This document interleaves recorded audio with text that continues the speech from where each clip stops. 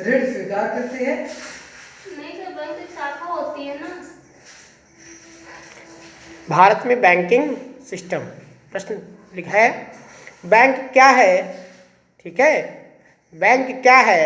सही लिखे। बैंक, हाँ, बैंक क्या है, बैंक की परिभाषा क्या है, और बैंक क्या है? हाँ, बैंक की परिभाषा क्या है और यह कौन कौन से कार्य करती है? हाँ, यह कौन कौन से कार्य करती है? बैंक क्या है और उसका हाँ, बैंक क्या है, बैंक की क्या शाखा है? हाँ, बैंक की क्या कार्य है, बैंक कि क्या कार्य है, कार्य है, ठीक है। और बैंकों में खाते कितने प्रकार के होते हैं? कितने प्रकार के होते हैं? और खाते कितने प्रकार के होते हैं? कितने प्रकार के होते हैं? हैं?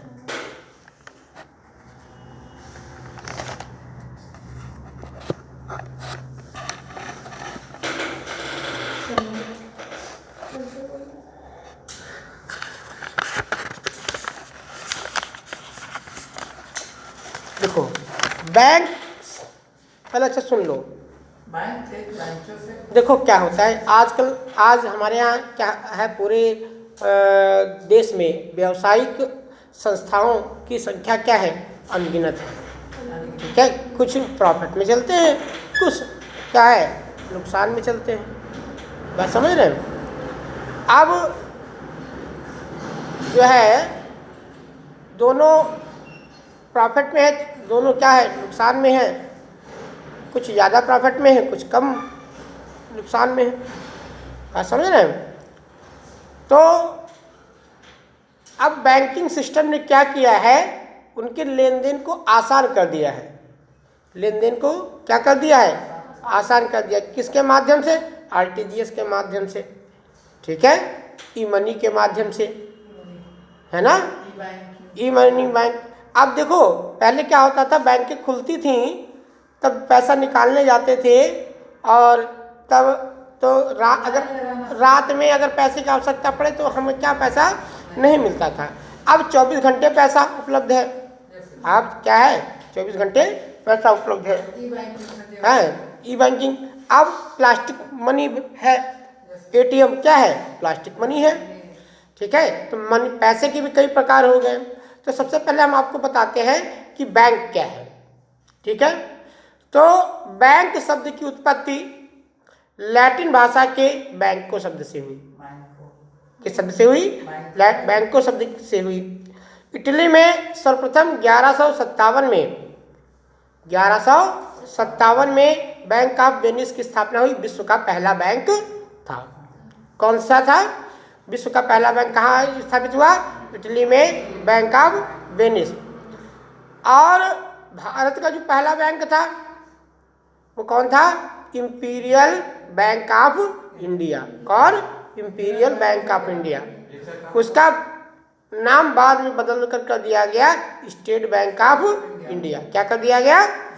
स्टेट बैंक ऑफ इंडिया कर दिया गया। उसके बाद 1935 में, अप्रैल 1935 में रिजर्व बैंक ऑफ इंडिया की स्थापना हुई। समझ में आया? रिजर्व बैंक ऑफ इंडिया की स्थापना हुई। उसके बाद जो है आपकी सबसे पहला भारतीय बैंक जो बना वो कौन बना? भारतीय बैंक जो बना वो आपका पंजाब नेशनल बैंक ही बना, ठीक है, जो है पंजाब नेशनल पहला भारतीय बैंक बना।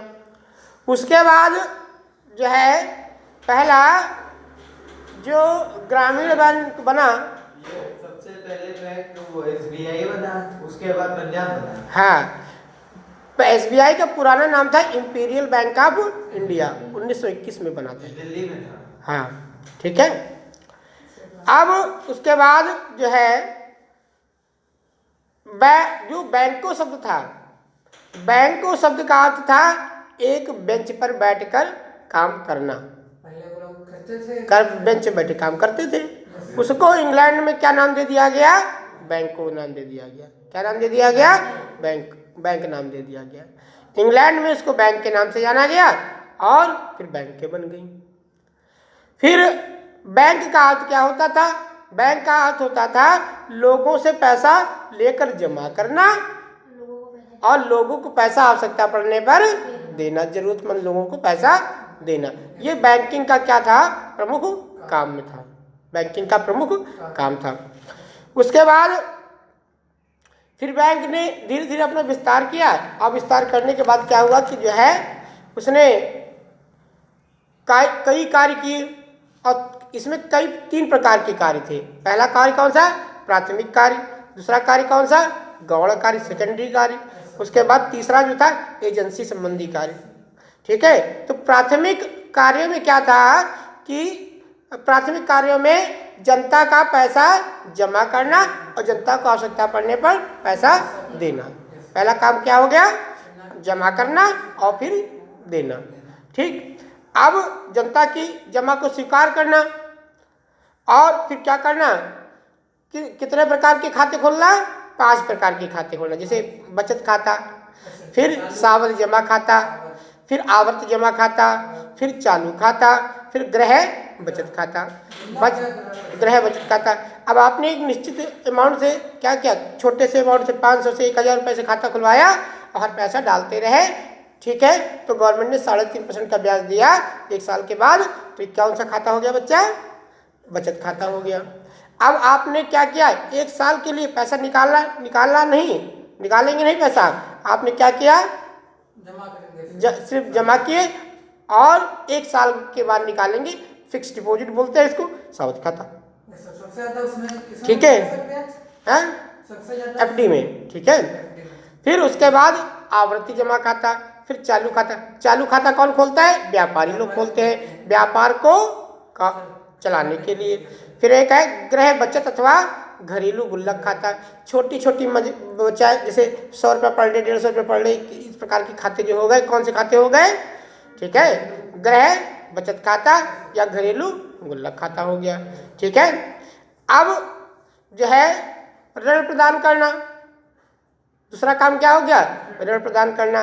व्यापारिक बैंकें क्या करती? आम जनता को ऋण प्रदान करती हैं। जैसे किसी के पास पैसा नहीं है, किसी के पास पैसा नहीं है तो वो क्या करेगी कि जो है व्यापार करने के लिए पैसा देगी और पैसा देगी, उसके बदले में बैंक क्या करेगी?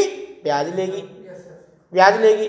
ठीक है, तो बहुत पूरी जो व्यापारिक इंडस्ट्री है, यानी कि पूरा व्यापार है, किस पर डिपेंड करता है? बैंकों पर डिपेंड करता है, बैंकिंग पर डिपेंड करता है।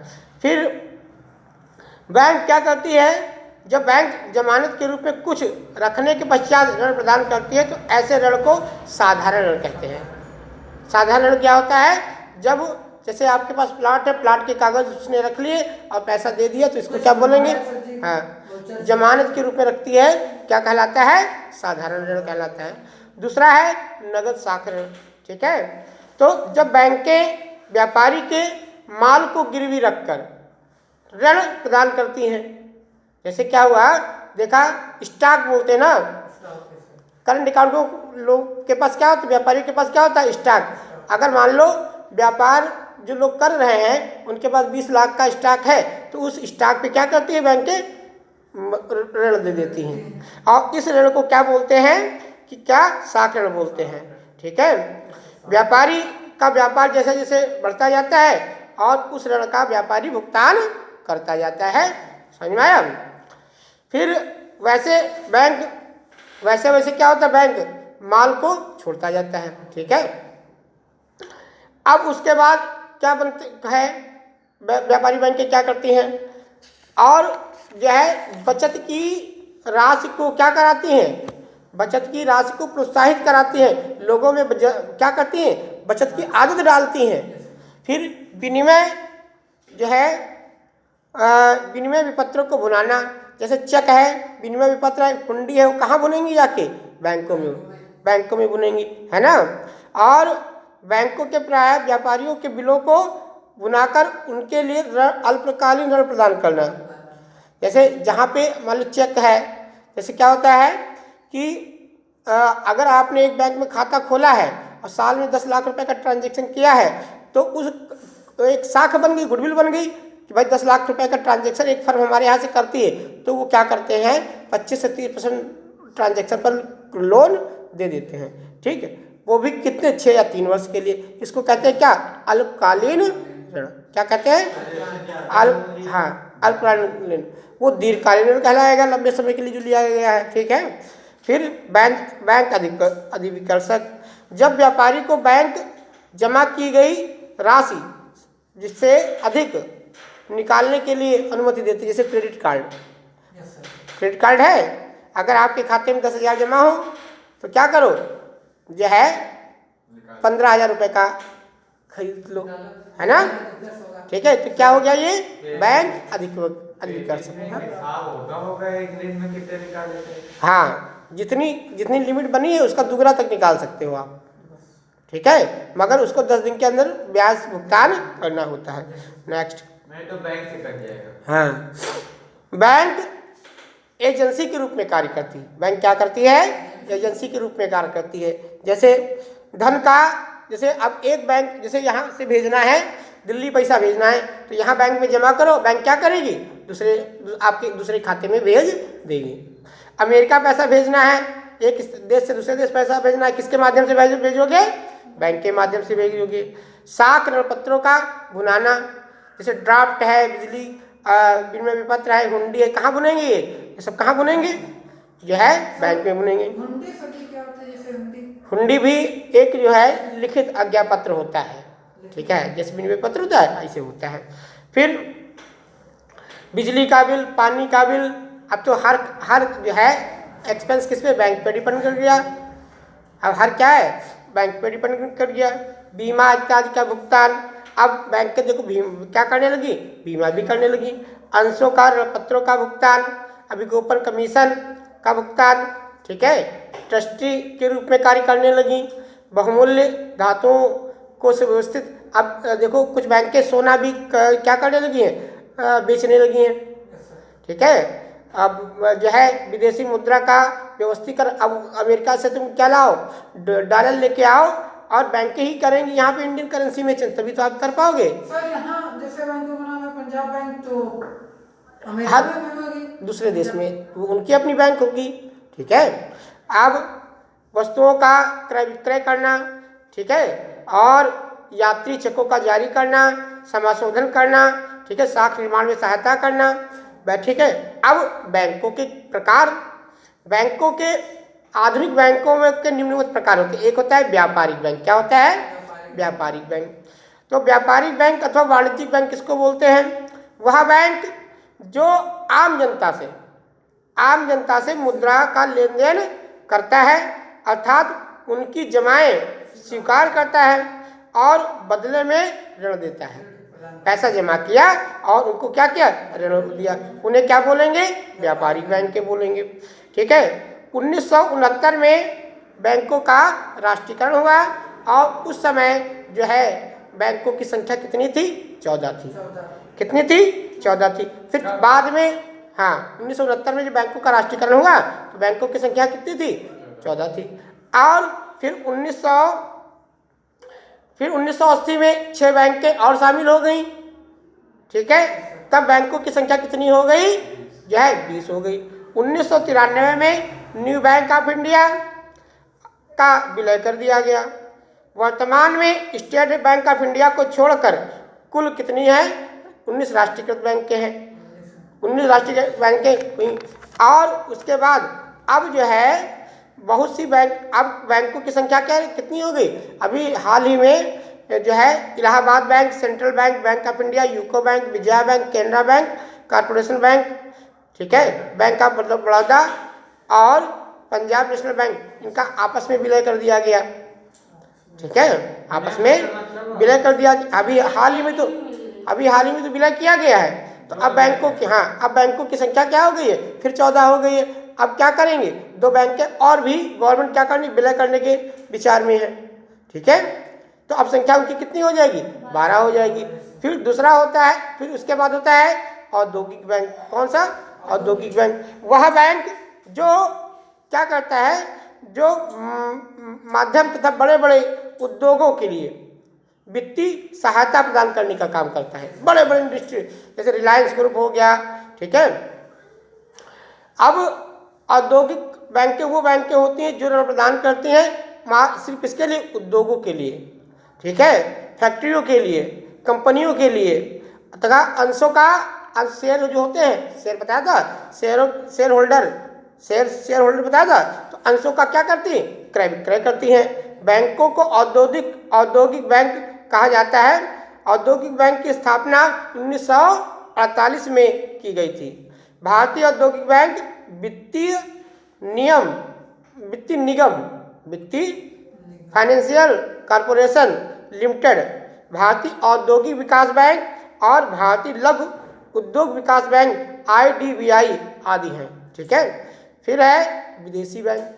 विदेशी बैंक वह बैंक जो विदेशी मुद्रा, विदेशी विपत्र और जो दूसरे देश से पैसा लाते हैं, दूसरे देश की मुद्रा लाते हैं, यहाँ पर क्या इंडियन करेंसी में चेंज करते हैं, ठीक है। विदेशी मुद्रा का प्रबंधन करती ऐसी बैंक विदेशी विनिमय बैंक कहा जाता है, ठीक है। जैसे एक बैंक है, बैंक सोना लेकर आई और उसका क्रय विक्रय किया और यहाँ की करेंसी में चेंज कर दिया, तो क्या ये किसका काम है, विदेशी बैंक का काम है, ठीक है। जहाँ पर यहाँ पर जो है बैंकों का बैंक कहा जाता है, उसको बोलते हैं reserve bank of India. Reserve bank of India, इसकी स्थापना अप्रैल 1935 में हुई, ठीक है। यह भी क्या है, व्यापारी बैंक के रूप में कार्य करता है। ये भी बैंक व्यापारी, ये जितने बैंकें हैं आपकी 14 हैं बैंक नेशनलाइज बैंक के हैं जिनको, ठीक है, उनको ऋण प्रदान करना और उनसे पैसा लेना, जमायत स्वीकार करना कौन किसका काम है, ये रिजर्व बैंक ऑफ इंडिया का काम है, RBI का। या इसको क्या बोलते हैं, केंद्रीय बैंक के रूप में जानते हैं, ठीक है। इसको क्या बोलते हैं, केंद्रीय बैंक के रूप में जानते हैं। 1 अप्रैल 1935 को इसकी स्थापना हुई थी और 1 जनवरी 1949 को क्या किया गया था, इसका राष्ट्रीयकरण कर दिया गया था, ठीक है। ये 2 रुपए से लेकर 2000 रुपए तक के नोट जारी करता है। 2 रुपए से लेकर 2000 रुपए तक के जो है नोट जारी करता है। यह बैंकों के रूप में काम करता है। सरकार के बैंक के रूप में काम करता है। सरकार को पैसा चाहिए तो कहाँ से लेगा, रिजर्व बैंक ऑफ इंडिया से लेगा। सरकार को जो है आर्थिक मामलों में क्या करता है, सलाह देने का कार्य करता है, कौन, रिजर्व बैंक ऑफ इंडिया। उसके बाद क्या करता है, देशी मौद्रिक नीति बनाना, ठीक है। पूरी भारत की अर्थव्यवस्था किसमें कौन कंट्रोल करता है, रिजर्व बैंक ऑफ इंडिया, ठीक है। उसके बाद बैंकिंग का कार्य पर नियंत्रण कौन करता है, रिजर्व बैंक ऑफ इंडिया, ठीक है। फिर क्या है ये बैंक को, उसके बाद कृषि बैंक। कृषि बैंक क्या है कि जो है किसान, गरीब किसानों को सपोर्ट करने के लिए बनाई गई, ठीक है। सभी प्रकार के ऋण उपलब्ध कराती है। जैसे जो है वह, जैसे नाबार्ड का नाम सुना है, नाबार्ड कैसी बैंक है, नाबार्ड कैसी बैंक है, वो कृषि बैंक है, ठीक है। राष्ट्रीय तथा ग्रामीण विकास बैंक, क्या नाम है उसका, राष्ट्रीय तथा ग्रामीण विकास बैंक, ठीक है। इसकी स्थापना जो हुई 12 जुलाई 1982 को हुई, ठीक है। जितनी जो है कृषि संबंधी लोन है आप कहाँ से ऋण उपलब्ध कर ले सकते हैं, कृषि बैंक। अब कृषि बैंक में सबसे बड़ी बैंक कौन सी है, नाबार्ड। नाबार्ड क्या है, कृषि बैंक है, ठीक है। नाबार्ड की स्थापना 1982 को हुई और यह इसके लिए RBI ने दिशा निर्देश किया कि भाई किसानों को क्या किया जाए, थोड़ा सा अलग से वित्तीय सपोर्ट दिया जाए, ठीक है। हालांकि जो है किसानों को सपोर्ट देने के लिए क्या हुआ कि एक बैंक और बनी है, जिला सहकारी बैंक, जिला सहकारी बैंक। एक और बैंक बनी है जिसका नाम है भूमि विकास बैंक। क्या है, बनी भूमि विकास बैंक, ठीक है। और जो है कृषि बैंक को व्यापारी बैंकों से क्या किया गया, अलग रखा गया, ठीक है। उसके बाद एक बैंक आती है आयात निर्यात बैंक। आयात निर्यात बैंक वह बैंक जो आयात निर्यात करने वाले व्यापारियों के वित्तीय मामलों को में हल निकालती है। ठीक है, अब वित्तीय मामलों में हल निकालती है, सामान को लाया गया और ले जाया गया, पेमेंट लाने और ले जाने में सपोर्ट करती है, उसको क्या बोलते हैं? आयात निर्यात बैंक बोलते हैं। आयात निर्यात बैंक की स्थापना 1 जनवरी 1982 को हुई। कब हुई? 1 जनवरी 1982 की हुई। अब जैसे मान लो अमेरिका माल भेज दिया, ठीक है, वहाँ से, और वहाँ से माल आ गया, तो हो सकता है कि अमेरिका का व्यापारी हमें पैसा ना दे, ठीक है, मगर चेक दे दिया है ना, तो ये रिस्पॉन्सिबिलिटी किसकी बन गई? आयात निर्यात बैंक की बन गई। समझ में आया? उसके बाद एक है राष्ट्रीय आवास बैंक। समझ में आया? ये क्या है? राष्ट्रीय आवास बैंक। राष्ट्रीय आवास बैंक की स्थापना जो है वो 1987 में हुई थी। ठीक है, इसका मुख्य उद्देश्य है कि स्थानीय स्तर पर वित्तीय सहायता प्रदान करना और लोगों को अपने निजी जीवन यापन में आवास के लिए क्या करना? ऋण उपलब्ध कराना। जैसे आपने सुना होगा LIC हाउसिंग फाइनेंस घर बनाने के लिए पैसा देती है कम, ठीक है, आवास योजना के तहत पैसा मिलता है, कौन देता है? यही तो देते हैं। ठीक है, अब व्यापारिक बैंकें क्या करती हैं? वर्तमान में एक काम और करने लगी हैं, वो है ई बैंकिंग। ई बैंकिंग का काम करने लगी हैं। जब ग्राहक अथवा इलेक्ट्रॉनिक माध्यम से अपनी बैंक का पैसा लेन देन करता है अथवा जो है मोबाइल नंबर से लेन देन होता है, ठीक है, तो इस सिस्टम को क्या बोलते हैं? ई बैंकिंग, इलेक्ट्रॉनिक बैंकिंग प्रणाली बोलते हैं। ई प्रणाली के लाभ मुख्यतः क्या है?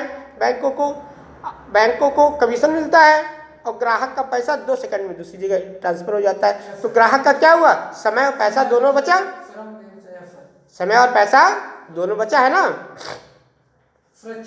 और सुरक्षित भी है। ठीक है, अब 365 दिन 24 घंटे में कहीं ना कहीं पैसा क्या किया जा सकता है? भेजा जा सकता है। ठीक है, और अब बैंक की दृष्टि से ई बैंकिंग के बहुत से लाभ हो गए हैं। ठीक है, सुरक्षित लेन देन करना, जैसे हमने कल पैसा पहुंचाया घर पे, तो हमने क्या किया? रात को 10 बजे पहुंचाया, तो क्या रात को 10 बजे पहले पैसा पहुंचता था? नहीं पहुंचता था। मगर ई बैंकिंग के कारण क्या हुआ? पैसा पहुंचना संभव हो गया। अब कई बैंकिंग प्रणाली में इंश्योरेंस भी शामिल कर लिया गया। अब बहुत सी बैंकें क्या करती हैं? इंश्योरेंस का भी काम करती हैं। इंश्योरेंस का भी तो काम करती हैं बैंकें। जैसे इलाहाबाद बैंक के पास जाओगे तो इलाहाबाद अपना इंश्योरेंस का काम करती है, SBI अपना इंश्योरेंस का काम करती है। ठीक है, तो इंश्योरेंस क्या है? किसी वस्तु का बीमा कराना। इंश्योरेंस क्या है बेटा? इंश्योरेंस जी जब किसी और जोखिम